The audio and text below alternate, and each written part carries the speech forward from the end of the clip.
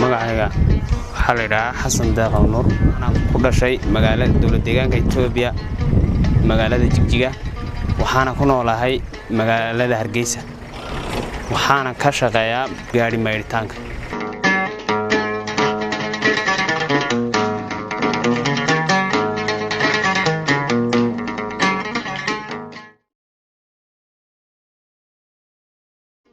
hadda muddo bila ayaan wada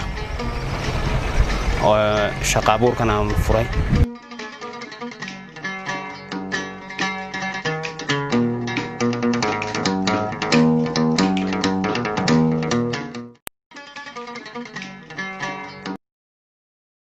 waxaan ku doortay waxa weeye shaqo yaraan oo aad u baahsan magaalada markaan arkay ayaa meeshii shaqatii ugu roonayd inay tan tahay ayaan qaatay sidaan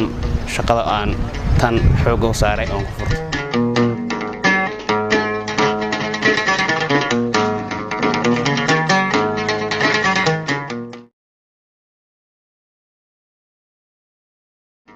cid kale iga caawisay oo macnaha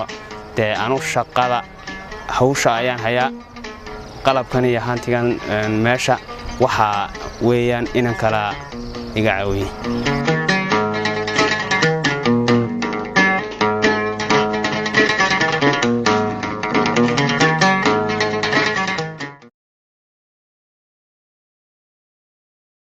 hadafka aan kala yahay waxa weeye inaan ka midho dhaliyo oo macnaha sida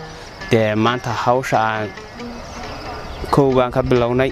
in aan ka midho dhalno oo ay ballaarato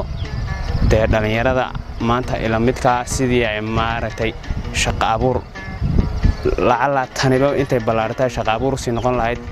ayaan ku wada